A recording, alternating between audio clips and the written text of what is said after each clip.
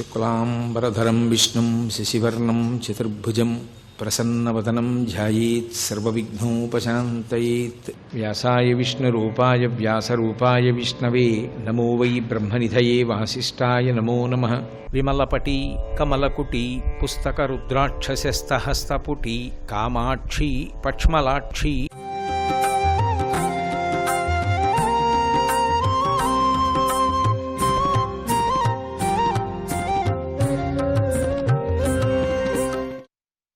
శంకర భగవత్పాదాచార్య కృతమైనటువంటి సుబ్రహ్మణ్య భుజంగ స్తోత్రం గురించి మాట్లాడుతూ ఉన్నాను. న జానామి శబ్దం న జానామి అర్థం న జానామి పద్యం న జానామి గద్యం చిదేకాషడాస్య హృది జ్యోతతో మే ముఖాన్ నిస్సరం తే గిరశ్చాపి చిత్రం అంటారు శంకర భగవత్పాదులు.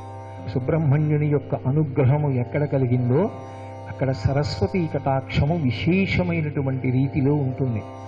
దానికి ఉదాహరణే మనకి వాగ్గేయకార త్రయంలో ఒకరైనటువంటి ముత్తుస్వామి దీక్షితర్ వారు.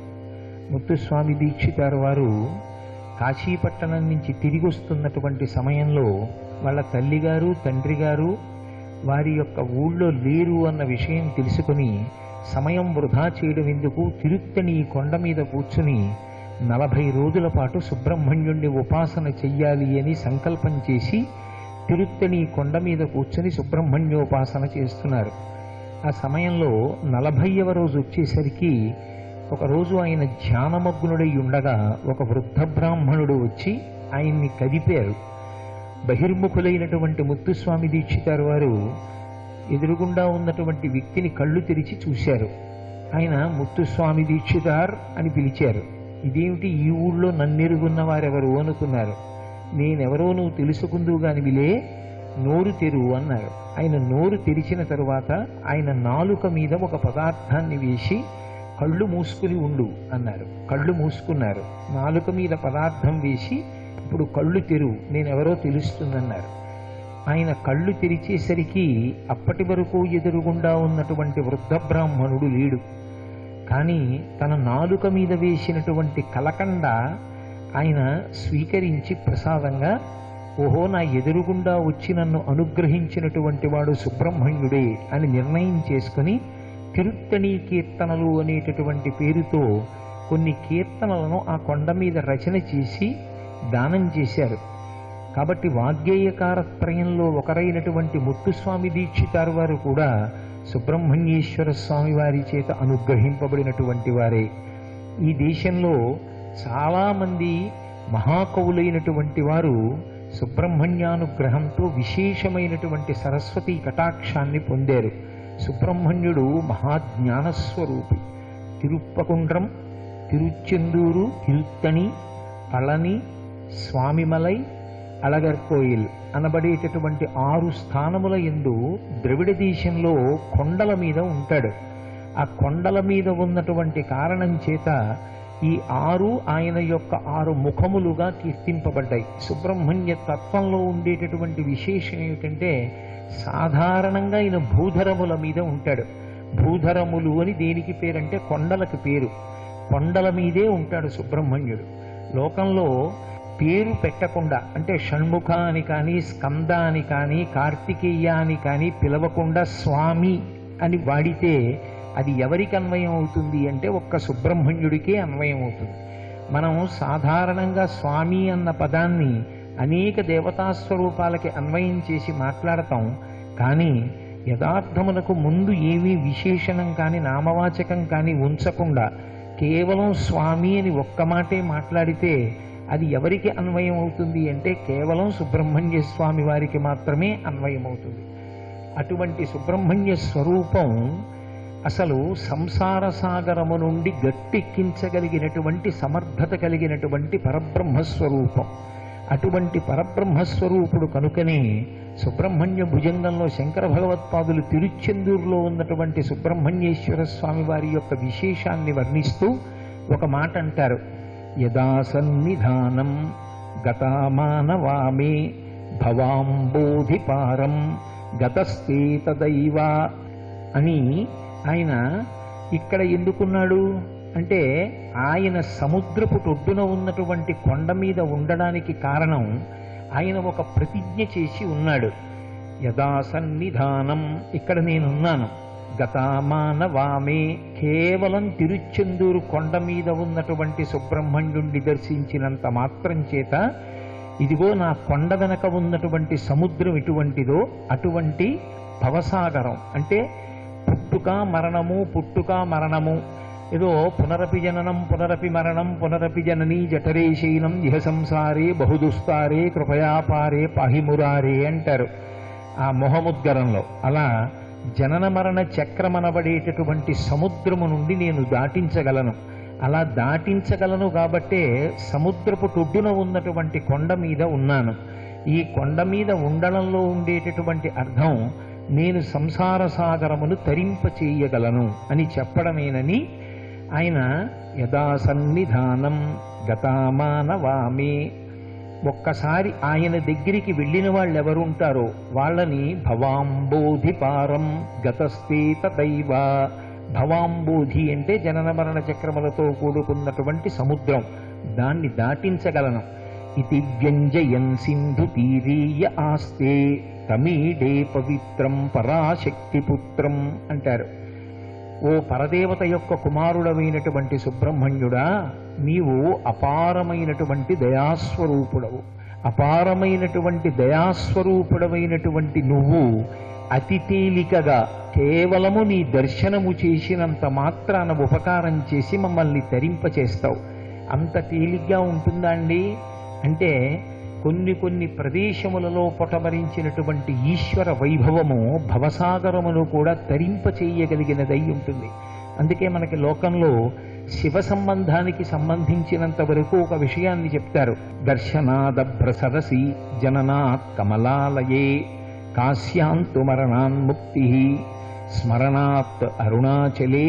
ఎవరైనా దర్శనాదభ్రసదసి, చిదంబరం వెళ్ళి ఎలా దర్శనం చెయ్యాలో అలా దర్శనం చేస్తే, అంటే చిదంబరంలో తెరవేసి ఉంటుంది, తెరవేసి ఉండి అందరూ వెళ్ళి దర్శనం చెయ్యాలి అని నిలబడగానే ఆ తెర తీస్తారు. తెర తీస్తే ఎదురుగుండా ఏముంటుందో గోడ మీద మారేడు దళాలతో కూడినటువంటి తోరణములు కట్టి ఉంటాయి. అందరూ జాగ్రత్తగా చూస్తూ ఉంటారు, ఏది శివలింగం ఏది శివలింగం ఏదని తెరేసేస్తారు. కొంతమంది గొడుసుతనంతో ఏమంటారంటే, అయ్యో మీకు కనపడలేదా, శివలింగం ఉంది అక్కడ అంటారు. కాదు, అది ఆకాశలింగం, అదే చిదంబర రహస్యం. అంతటా వ్యాప్తి చెందినటువంటి పరమాత్మ తత్వం అక్కడ ఆవిష్కరింపబడినదని గుర్తించాలి. కాబట్టి దర్శనాద ప్రసదసి, కేవలం చిదంబరంలో దర్శనాన్ని తత్వతః చేసినటువంటి వాడు మోక్షాన్ని పొందుతాడు. జననాత్ కమలాలయే, కమలాలయమునందు అంటే కమలపురి అంటారు తిరువారూరు. సంగీతత్రయం ముగ్గురు అక్కడే పుట్టారు. ఎవరు అక్కడ పుడతారో వాళ్ళు మోక్షాన్ని పొందినట్టే. పుట్టడం మన చేతిలో ఉందా? తిరువారూరులో పుట్టమని మేము ఎలా సంకల్పం చేస్తామండి, ఎలా కుదురుతుంది అంటే కాశ్యాంతు మరణాన్ముక్తి. పోని మృత్యు సమీపించేటటువంటి సమయానికి కాశీ పట్టణానికి వెళ్ళి నివాసం చెయ్యడానికి సిద్ధపడినటువంటి వాడికి ప్రాణోత్క్రమణం అవుతున్న సమయంలో కూడా పరమశివుడు దర్శనమిచ్చి కుడి చెవిలో తారక మంత్రాన్ని ఉపదేశం చేసి తారక మంత్రాన్ని చెప్పించి తారక మంత్రం చెప్పాడనేటటువంటి పుణ్యాన్ని కట్టబెట్టి మళ్ళీ పుట్టవలసినటువంటి అవసరం లేని శాశ్వత శివ సాయుధ్య స్థితిని కల్పిస్తాడు. కాబట్టి కాశ్యాంతు మరణాన్ముక్తి స్మరణాత్ అరుణాచలే. అరుణాచల శివ అరుణాచల శివ అరుణాచల శివ అన్నోటితో అంటూ అరుణాచల క్షేత్రాన్ని కేవలం స్మరించినంత మాత్రం చేత మోక్షం కలుగుతుంది. కాబట్టి ఒక్కొక్క క్షేత్రమునందు ఈశ్వర విభూతి అంత విశేషంగా ఉంటుంది. శ్రీకాళహస్తిలో స్వామి పశ్చిమ దిక్కుకి తిరిగి ఉంటాడు. పశ్చిమం సూర్యాస్తమయానికి గుర్తు.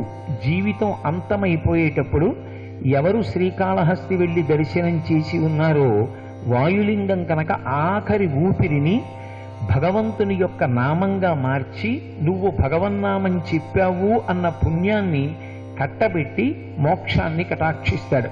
అందుకే వాయులింగం. శ్రీకాళహస్తి అంత గొప్ప క్షేత్రం. శ్రీకాళహస్తి గురించి ఒక మాట చెప్తారు. 365 రోజుల పాటు, అంటే నందననామ సంవత్సర చైత్ర శుక్ల పాడ్యమి లగాయతు, మళ్ళీ వచ్చే సంవత్సరంలో వచ్చేటటువంటి మొదటి తిథి వరకు పులిమేర దాటకుండా శ్రీకాళహస్తి క్షేత్రంలో వాసం చేసి ప్రతిరోజు వాయులింగాన్ని జ్ఞానప్రసూనాంబని ఎవరు దర్శనం చేస్తారో వాడు ఖాయంగా మోక్షానికి వెళ్ళిపోయినట్లే. ఒక్కొక్క క్షేత్రానికి ఒక్కొక్క మహాత్యం ఉంటుంది. అలా ఉంటుందా అండి అంటే ఉండి తీరుతుంది. ఒక్కొక్కసారి మనం భోజనం చేస్తాం, భోజనం చేయడానికి అవకాశం దొరకలేదనుకోండి, ఓ అరటిపండు తిని మజ్జిగ తాగుతాం.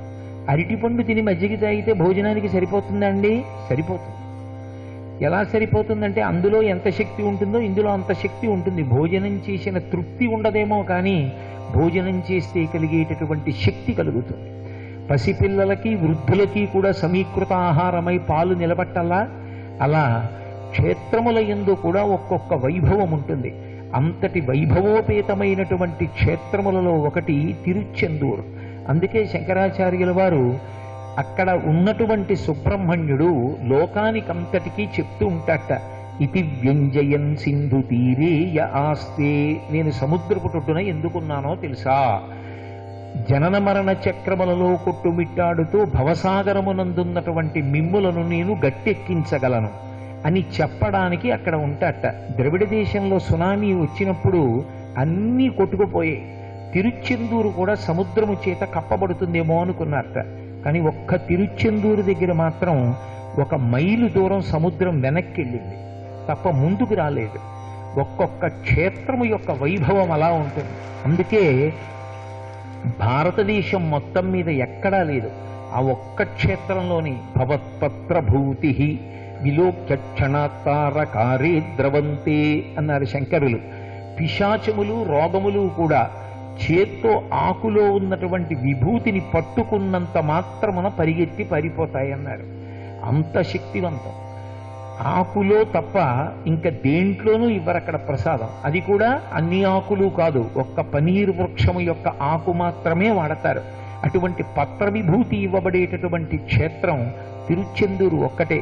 కాబట్టి ఇది వ్యంజయన్ సింధు తీరే య ఆస్తే తమీడే పవిత్రం పరాశక్తి పుత్రం.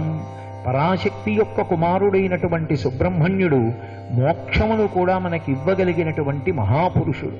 అందున అత్యంత తేలికగా వెళ్ళి నమస్కరించినంత మాత్రం చేత అనుగ్రహించగలిగినటువంటి వాడు.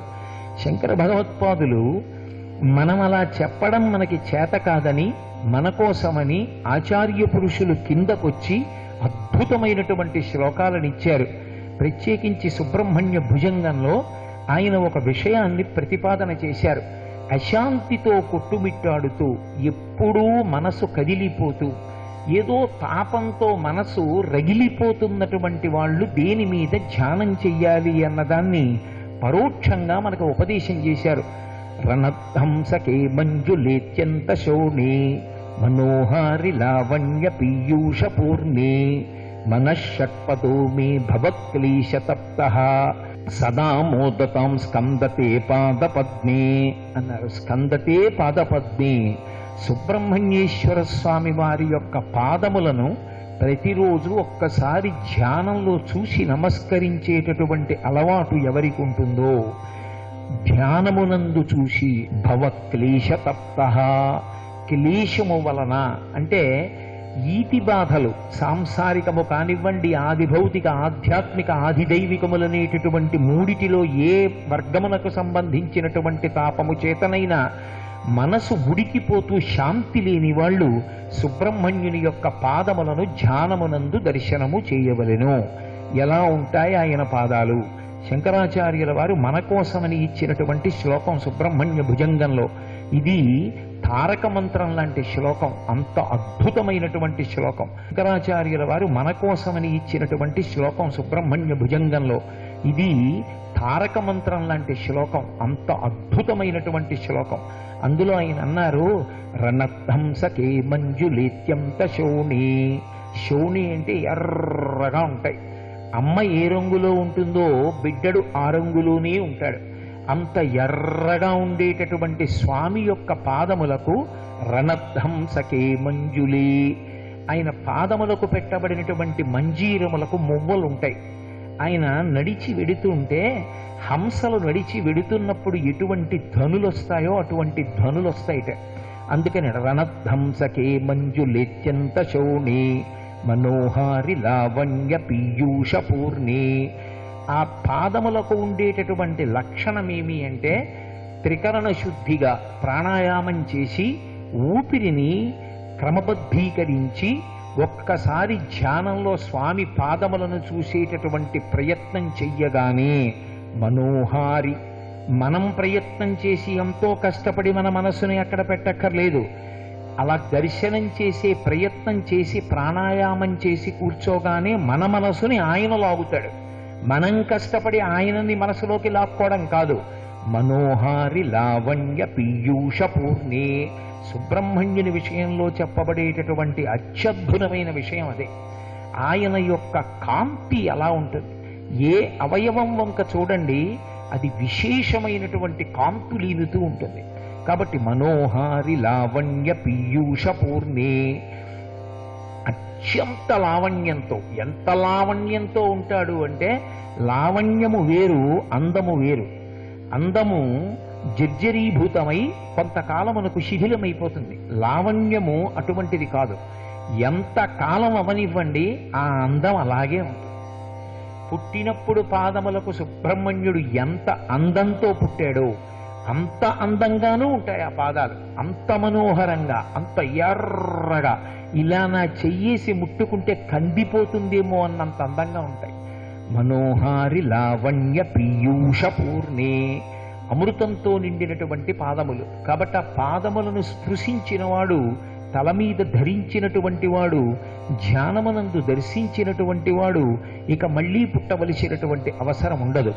మనోహారి లావణ్య పీయూష పూర్ణే మనఃషట్పతో మే భవక్లీశతప్తః సదా మోదతాం స్కందతే పాదపద్మే. మనసు షట్పదమై ఆయన యొక్క పాదములనబడేటటువంటి పద్మముల యందు కూర్చోవాలని చెప్పారు శంకరులు. మనఃషట్పదో మే భవక్లీశతప్తః. మనసుకి ఒక గొప్ప లక్షణం, యాంత్రీకరణ చేస్తుంది. అది దానికున్నంత యాంత్రీకరించగలిగిన శక్తి ఈ లోకంలో ఇంకా దేనికి లేదు. అందుకే ఉపచారములను చాలా తొందరగా మారుస్తారు పూజలో. పూజలో ఉపచారములు అంత తొందరగా మార్చడానికి కారణం ఏమిటంటే మనసుని ఈశ్వరుడి దగ్గర పెట్టించే ప్రయత్నం చేస్తారు ముందు. అందుకే పూజ నిజమునకు ఒక ఎల్కేజీ లాంటిది. ఆ తరువాత మనసు నిలబడడం వచ్చేస్తే మానస పూజ చేత, ధ్యానము చేత నిరంతరము ఈశ్వరుడి పాదముల యందే ఉంటాడు. అందుకే చూడండి ఉపచారములు ఎంత తొందరగా మారుస్తారంటే ఏదో స్వామి అవాహయామి పిలుస్తారు, పాదపీఠం వేసి కూర్చోబెడతారు, పాదయోహో పాద్యం సమర్పయామి, పాదములకి నీళ్ళు ఇస్తారు. నేను మీ ఇంటికి వచ్చాను అనుకోండి, నా మీద మీకు గౌరవం ఉంటే మీరేం చేస్తారా, రండి రండి రండి రండి అంటారు కదా తలుపు తీసి. అన్న తర్వాత కూర్చోండి, కాళ్ళు కడుక్కోండి అని కాసిన చెంబుతో నీళ్ళు ఇస్తారు. కాళ్ళు కడుక్కున్నాక ఊరుకుంటారా అక్కడతో? ఓ వస్త్రం తెచ్చి ఉండండి ఉండండి, మీరు తుడుచుకోవడం కాదు మేము తుడుస్తామని తుడుస్తారు. కాళ్ళు కడగడం ఒకటి, కాళ్ళు తుడవడం ఒకటి కాదు. కాళ్ళు కడగడంలో అంతర్భాగం కాళ్ళు తుడవడం. పాదయోహో పాద్యం సమర్పయామి అంటే నా ఉద్దేశం తామలపాకుతో నీళ్లు చల్లమని కాదు. అందుకే పూజ చేసేటప్పుడు పూజ మధ్యలో ఎవడు మాట్లాడతాడో వాడికి అసలు పూజ యందు నిబద్ధత లేనివాడు అని గుర్తు. అసలు మాట్లాడవలసిన అవసరం ఎందుకు వస్తుంది? మౌనంతో నువ్వు అక్కడ ధ్యానం చెయ్యాలి. పాదయోహో పాద్యం సమర్పయామి. ఒకవేళ తమలపాకు లేదు కలశలో, ఎందుకు అరవాలి నువ్వు? నీ మనసుతో చెయ్యి ఉపచారం.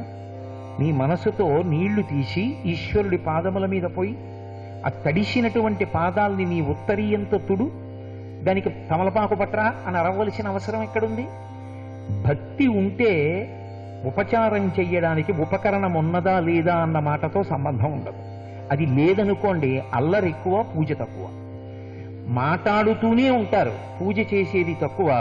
పూజ దగ్గరికి వెళ్ళి ఉపన్యాసాలు ఎక్కువ. దాన్ని బట్టి తెలుసుకోవచ్చు అసలు మనసు పెట్టి పూజ చేస్తున్న వాళ్ళ కాదా అన్నది. కాబట్టి భవక్లేశతప్తః, క్లేశముతో తప్తమైనటువంటి మనసు భగవంతుని పాదములు పట్టుకోదు. అది దాని లక్షణం. అది పూజని యాంత్రీకరిస్తుంది. పాదయోహో పాద్యం సమర్పయామి అని నోటిని అనమంటుంది. అలవాటేగా చేత్తో నీళ్లు తీసిగా చల్లి. తను ఒకే ఆచమనీయం సమర్పయామి, తనెక్కడుంటుంది? తను ఎక్కడికో పోతుంది. ఉపన్యాసాలు అయిపోయిన తర్వాత ఉపన్యాసాలు ఎక్కడ ప్రారంభమవుతాయి? పోనీ ఉపన్యాసం గురించి భగవంతుడి గురించి ఆలోచిస్తే మంచిదే.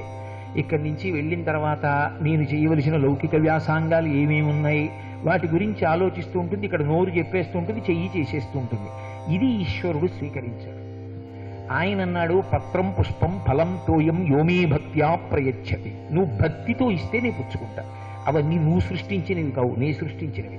నువ్వు తెచ్చిన చెంబు, చెంబులో నీళ్లు, నీళ్లలో ఆకు, నువ్వు వేసిన పీట, పీట మీద నా ఫోటో అన్నీ నేను పెట్టినవి. నువ్వు కొత్తగా ఏవీ సృష్టించలేదు. నీ మనస్సు అక్కడ పెట్టు, నేను స్వీకరిస్తాను. మనస్సు అక్కడ పెడదామంటే భవక్లీశ తప్త. ఏదైనా ఇబ్బంది ఉందనుకోండి, దానికి విరుగుడు చేత కాకపోయినా దాని మనసు మాత్రం అక్కడే ఉంది. ఎప్పుడు దాన్ని పట్టుకునే ఆలోచిస్తుంది. ఎంత గొప్ప మాట అంటారో శంకరులు. క్లీశ తప్త. ఏమిటి సాధించింది? ఏమీ ఉండదు. జీవితకాలం దుర్వినియోగం అయిపోయింది. తాను తప్పిస్తూనే ఉన్నాడు. ఏమైనా పరిష్కారం సాధించాడా? సమస్యకి ఏమైనా విరుగుడు తెచ్చాడా? ఏమీ ఉండదు. అందువల్ల ఏమవుతుందంటే పూజ చేసినప్పుడు కూడా మనసు అక్కడ నిలబడదు. కానీ భవక్లీశతప్తమైనటువంటి మనస్సుని ఎలా పెట్టాలి భగవంతుడి పాదముల దగ్గర అంటే మనషట్పదోమే అన్నారు శంకరాచార్యుల వారు. ఎంత సంతోషంతో, ఎంత ఆనందంగా వెళ్ళాలంటే మనస్సు చీకాకు ఉండనే ఉంది. ఇవాళ సంతోషంగా నేను భగవంతుని పాదములను ఆరాధించి ఆనందించగలిగినటువంటి అదృష్టం పట్టింది. ఈ అరగంట సేపైనా సంతోషంగా ఉందాం చాలు, ఆనందంగా ఉంటుంది మనసుకి అని సంతోషంతో కూర్చోవాలి. అందుకే మూక పంచశతిలో మూకశంకరులు ఒక మాట అంటారు, జంతోస్తవ పద పూజన సంతోష తరంగితస్య కామాక్షి బంధో యది భవతి పునః సింధోరంభస్సు బంభ్రమీతి శిలా అన్నారు. పరమ సంతోష తరంగములు మనసునందు వ్యాపిస్తుండగా పూజ చేసిన వాడు మళ్ళీ పుట్టడం అనేటటువంటిది జరిగితే ఒక సరోవరంలోకి పట్టుకెళ్లి పెద్ద బండరాయిని పడేస్తే అది తేలడంతో సమానం అన్నారు. బండరాయి ఎందుకు తేలుతుంది? మునుగుతుంది. సంతోష తరంగాలతో పూజ చేసిన వాడు మళ్ళీ పుట్టడం. సర్వం శ్రీ ఉమామహేశ్వర పరబ్రహ్మార్పణమస్తు. స్వస్తి.